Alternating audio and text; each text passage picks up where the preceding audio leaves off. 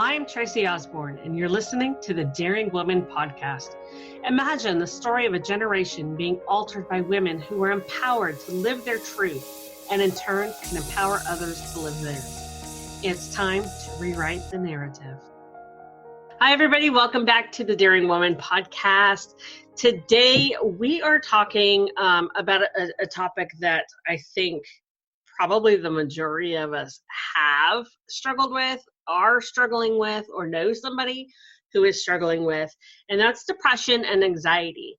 And this is not only near and dear to my heart because, yes, I have depression. I've had it for years. I have a child with anxiety, but it's important to me because people don't realize how deep depression can run. And it's not a matter of just, oh, you're lazy, just get up and, find some motivation. It's debilitating. It really is. And my guest today, Ilyse Soutine, definitely knows the struggle. As we were talking just before we started the show, she has lost decades of her life to depression. So, Ilyse, thank you so much for coming on the show today. Thank you so much for having me. I'm really excited to be here with you. Let's start and, tell us a little bit about your story with depression and anxiety. And then we're going to talk about how you were able to pull yourself out of it. Yes. Well, like you mentioned, for most of my life, I'm 56 now. So for most of my life, I suffered with severe and extreme depression and anxiety due to the trauma I experienced as a child. I was the subject of violence on a daily basis as a child. So that created a tremendous amount of trauma and PTSD. And on most days, I couldn't get out of bed. I mean, it was a struggle to get out of bed. And I remember really on the really, really bad days, I'd have to call my therapist to get her help to get me out of bed, to coach me out of bed. And I remember one day in particular where she said to me, Ilyse, all you have to do in this moment is sit up and put your feet on the floor. And her asking me to do that was like asking me to climb Mount Everest. That's how debilitated I was from the severe depression and anxiety. And then when I was finally able to get up out of bed, I just watched TV. I wanted the day to end. I just couldn't wait for the day to end. And so I would watch, Seinfeld reruns and Everyone Loves Raymond. And it was just a cycle day after day after day. And the thing is that I thought my depression and anxiety was who I was. I identified with it. I thought it was my personality. I thought it really was who I was because I suffered with it for all my life. When we're talking decades. And so I just thought, okay, so I'm a depressed person. But what was interesting at the same time that I was in this deep pain and darkness, I had this pull to live my full potential. There was this drive, this force that was pulling me forward. And it was just like this dichotomy between this darkness and this kind of this force of potential that made things even worse because I knew I was capable of great things and I knew I had really important work to do in the world, but I couldn't get out of bed. Right. And so what ultimately happened was I found myself in a rabbit hole of YouTube, which I love doing because I love learning one day. And I came across a spiritual teacher and she spoke really powerfully to me. Her name was Gabrielle Bernstein. And you know how you just find your right person, this one person that just speaks to you. And luckily she had so much content and she introduced the idea that I could actually start to think differently, to have a different perspective. And because I identified with my depression and anxiety, I didn't have the bandwidth or even the capacity to think that I could perceive things in a different way, that I could start to think differently and make different choices incrementally, little by little. And also that's what I started to do. And then in addition to that, one of the most powerful things that ultimately got me out of my depression, anxiety, one of them, it was the beginning of, was taking up a meditation practice, because this Gabby had a meditation practice as the foundation of her spiritual practice. And I was inspired by that. And I found in the past that meditation is not for me. I tried to do it several times and I just couldn't do it. But I found that, saying a mantra during meditation, like you do in transcendental meditation, was great. Mm-hmm. And I went to learn about transcendental meditation at David Lynch Foundation Center in New York City. And I was sold, right? And I remember signing up to study this meditation and to learn about it. And the woman said to me, I'll never forget this moment. She said to me, you are going to get your life back. You're going to start creating again. And she said it to me with such certainty, right? And I was really taken aback, but I'll never forget that moment. And she was absolutely right. And so little by little, I found that, how transcendental meditation works is that you meditate for 20 minutes twice a day. And so I just sincerely, I didn't have really any expectation. I had no idea what was going to happen, but I found that I was feeling less anxious in just a very short period of time, like we're talking about a couple of months. And the thing, when you have a meditation practice, the changes are so subtle, you only notice the changes after you've shifted. And one of the things that was really powerful for me was that I stopped waking up with panic attacks. Like I would literally, for all of my life, for decades, it was normal for me to wake up with panic attacks, with my heart pounding and hyperventilating. That was normal for me. It was only after, I didn't even notice that it was a thing until it stopped. So through the meditation practice, and there are many scientific studies on this, but I had no idea. And so I just really committed to my meditation practice even more so. And then I had a very powerful spiritual awakening. I started to become more aware on certain levels of consciousness that I hadn't had the ability to do before. And I started to really understand and know in a very deep way that we're all interconnected. So I started to perceive in a very different way because the meditation helped me to elevate my consciousness. And so as a consequence, I became a transformation coach, right? And so then, I could go into all how I started a business and how that led to ultimately learning about the subconscious and the subconscious identity. So I can talk about that more, but I want to pause now to see if you have any commentary or feedback that you'd like to give. I'm fascinated, actually. And I'm sure that some of our listeners are out there thinking, okay, we just went into woo-woo land. With transcendental meditation. So, let's talk a little bit more about this because, I'm a firm believer in meditation, but, sitting there for 20 minutes twice a day, for me, number one, I don't have time. And number two, I would not be able to do it. I'd get fidgety and all of that. So, let's talk a little bit more about how to get into that and, why it's so important to, Yeah, absolutely. we've got to quiet our minds, but that's yes, that's really hard when you have depression or right. anxiety.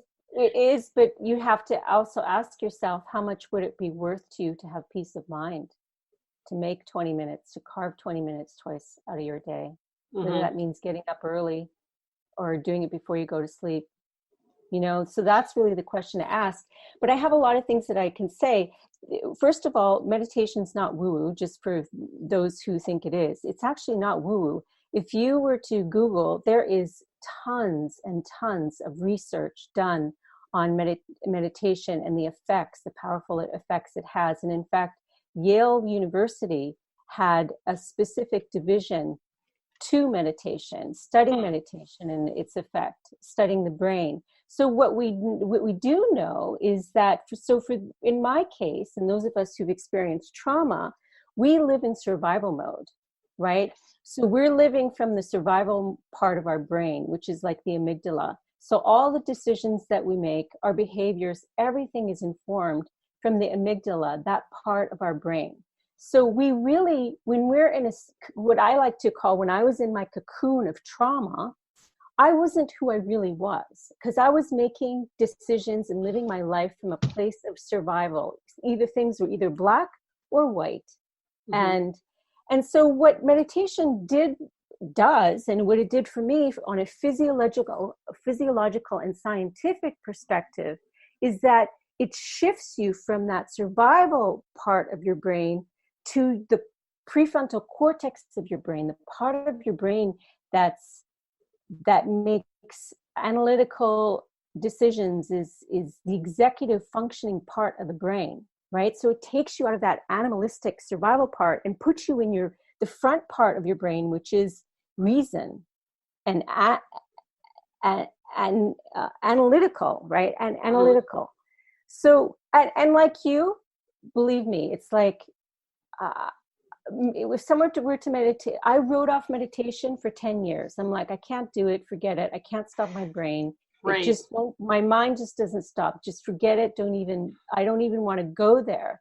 And for some reason, and I tried many times in the past. That's why I make that point. But I find that with transcendental meditation, what you can do is you're assigned a mantra. And, the thing is that I can just give people a mantra right now. I mean, you don't have, in my opinion, you can use any mantra. And I'm breaking the rules of transcendental meditation, but let's just say, call this meditation with mantra. Let's not say that this is technically transcendental meditation. If you can say something like Sat Nam, right? Sat Nam. And what it does is that when you focus on those words, it shuts out the mind.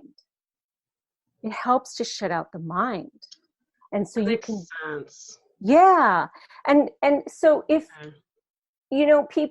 for people who say they don't have time, well, do you have time to be well? I mean, what would it be worth it to you to have peace of mind? And I have to tell you, like, one of the most valuable things, and I always say this, one of the most hard-earned, valuable things that I have and possess is peace of mind. Peace of mind. And it's taken me more than 50 years to get it. And I wouldn't trade it for the world. So that's what I have to say to that. So there. Yeah. So that makes sense. I never thought about the mantra thing. I guess that's why, like Hollywood and stuff, they portray people doing the lotus position, repeating hippie. Om. Yeah, I know. and I think that's exactly this kind of the idea behind it, is that you're focused on that sound and that word, and so you're not thinking about anything else. Right, but also you don't necessarily say it out loud. If you want to, you can, but you're saying it in your mind, you're repeating it in your mind over and over, and I found that to be very effective. Yes. Right. And I just want to say, put my 2 cents in here. I think that society tends to mock things that are actually very powerful for us. Meditation, hypnosis is another thing that seems like it's a wacky thing, but it's actually really, really powerful stuff. Yeah. But I think we are coming to a spiritual awakening as a society. As we come into more of the age of Aquarius, or the dawning of Aquarius, whatever, like the song. But so I think that more and more people are actually opening their minds to it. I hope so, because they're really missing out. They're really missing out otherwise.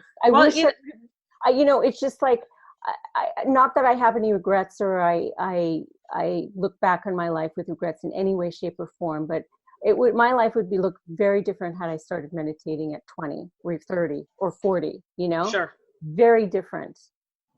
Sure. I think, I'm sure probably a lot of us would be the same if we had started doing the things properly at a younger age instead of thinking that we're invincible and, who needs to do all that. So for those. Or I just want to say, in my case, feeling bad about myself because I thought my depression was who I was. I thought I was just a depressed person, that I was a hypersensitive, super depressed. And then I just felt bad about myself all the time, Right. Because we feel run down, we have zero energy, we feel like we're failing everybody because we just can't do anything. Like you said, it was like climbing Mount Everest just to sit up and put your feet on the floor. Yeah. Yeah. And I know those days. Yes. And even on medication, I still have a lot of days where I have zero energy. I'm just run down. And so, I just don't do anything. Yeah. And so it really does affect our self-esteem, because we just want it to go away. We just want the fog to go away. We want to feel better. And, that's why a lot of people who suffer from depression, look to suicide, because it's a way of ending the internal pain. And it's just, you get to that point and you're like, nothing else is going to work and I can't continue living like this. Yes. Well, I've never said this publicly, but I've had 2 suicide attempts as an adult. So I know that pain. I know the pain. Yeah. Well, I'm glad they weren't successful. Thank you. Very glad. But the thing is that I don't have those days anymore. I have versions of them. I'm not happy all the time, and I'm not perfect all the time. I'll have days when I'm feeling out of sorts and like I can't deal with anything. So what I do is Netflix binge. But I don't. That's my. So maybe I'll have like a few days, like 2, maybe 3, where I'm out of commission. Mm-hmm. That happens every now and then. But having those days where I actually cannot get out of bed physically, like there's a weight on me, those days are gone. They're gone. Well, I think we all need those downtimes where we just sit and watch mindless TV or. Yeah, we're human. We're human. Exactly. Yeah. For me, it's diving into my urban fantasy books, and pretending that I'm chasing hot men shifters or whatever it is, but so and that's just it's escapism. It's it's a reset. I have to have a reset, and I'll have times where I'll read, I'll burn through them, and I'll easily read an entire series in a weekend, and then I don't even touch those kind of books again until for weeks at a time. So it's just we have to do that as people, whatever the escapism looks like for you, whether it's maybe it's just going out hiking or just sitting outside or getting your nails done, whatever it is, you need that reboot. Yeah, for sure. Yes, absolutely. So for those who are listening who are suffering from the depression and anxiety, and they're ready to give this a shot. They're like, okay, I've tried everything else, so why not? What are some tips that you have for us? Well, I actually have a second part of my story that relates to the tips that I want to give. And I don't want to overwhelm or anything, but I simply want to explain in my journey. I want everyone to really be fully formed. So the thing is that fully informed, rather.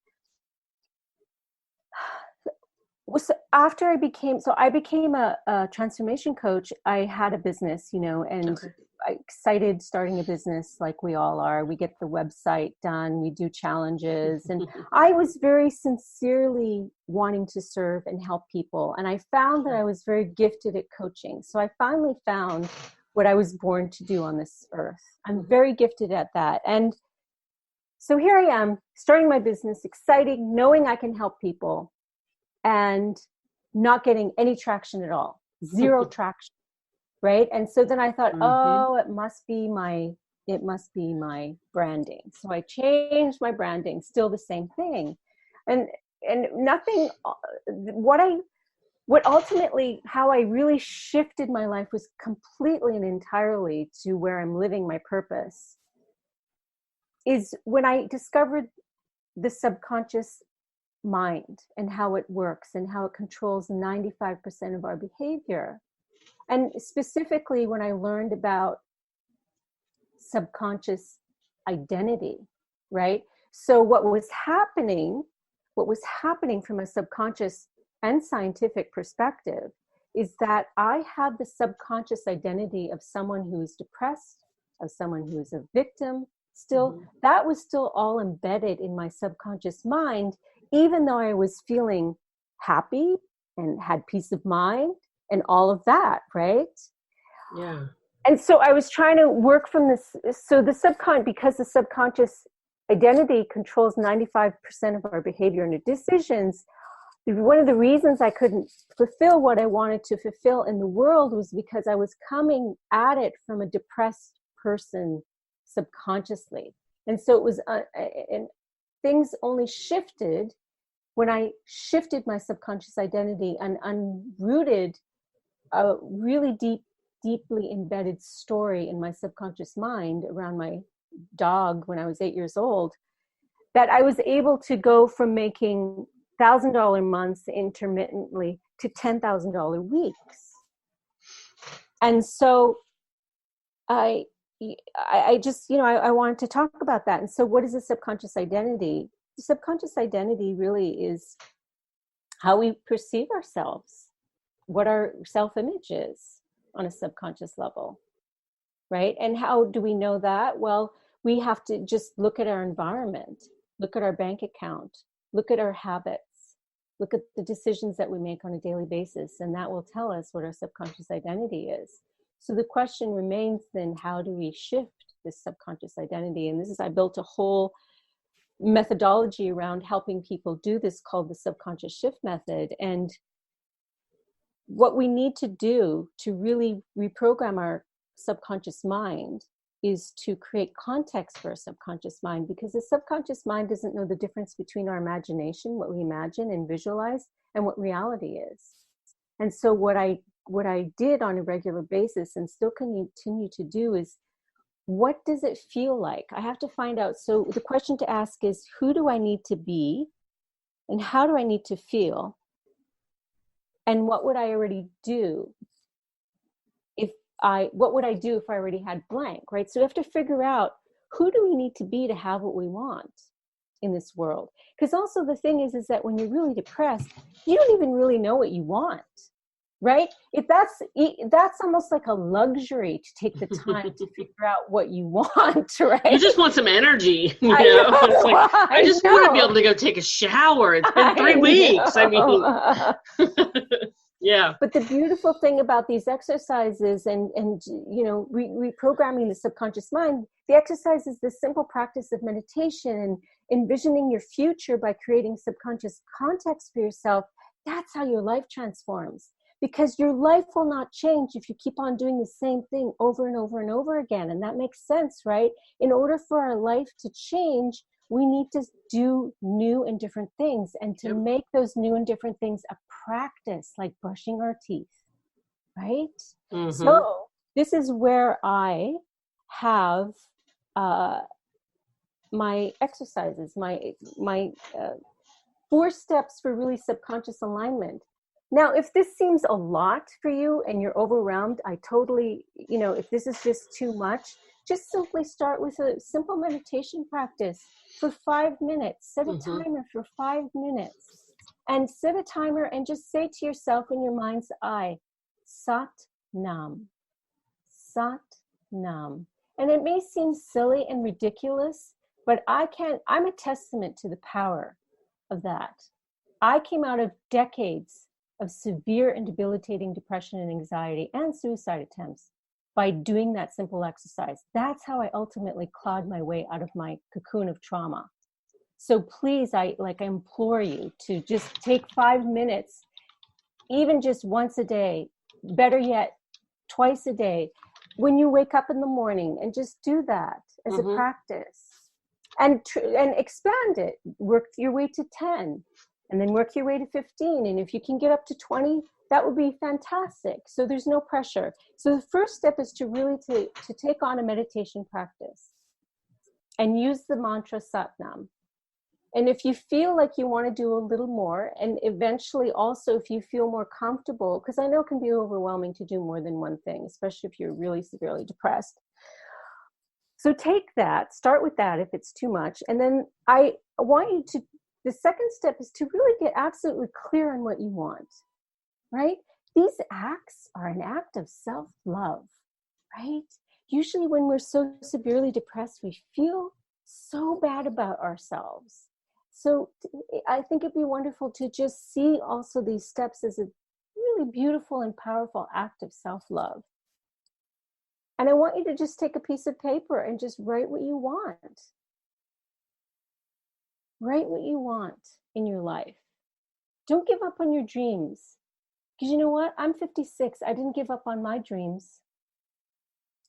Don't ever give up on your dreams. I don't care how bad you feel. And you have to know that I've been there, right? Right. So the third one is create a vision for yourself, right? So after you get absolute clarity on what you want, create a vision. Put a vision. What does your life look like on a daily basis? What are you doing? Who are you doing it with? Where are you living? What kind of house are you living in? What kind of car do you drive? What are you doing in the world? What are you contributing? What are your gifts? And don't let your critical mind in. Just allow yourself to dream like a child does, without limitation. And the fourth thing is that I want you to determine how you want to feel. What is the most predominant feeling that you want to feel in this new life? Is if you were happy and joyful and peaceful in your life, like what is the main feeling? Is it confidence? Is it abundance? What is it? And I want you to start off with 2 minutes. This is how you're creating subconscious context. I want you to take 2 minutes after your meditation practice. I want you to stand and just feel in your body, more importantly, just in your body, what that feels like. And I want you to kind of envision your life. And even though you might find this to be difficult, when you are working your way out of your comfort zone and you're trying new things, it's going to feel very uncomfortable to do this. And you're going to tell yourself, I'm not doing it right. This isn't working for me. Don't fall into that trap. Things are uncomfortable and awkward when you start doing new things. That's just how it is. So allow yourself that space. You can feel how passionate I am about these. I know. And I'm fascinated. Yeah, I'm absolutely fascinated. That's why I'm sitting here being so quiet. I'm like, I just don't want her to stop talking because this is really cool. And I'm taking notes. So yes. And then if you can expand 2 minutes to twice a day and longer, up to as long as you like, because this is also quantum physics. This is not woo-woo. This is actually quantum physics.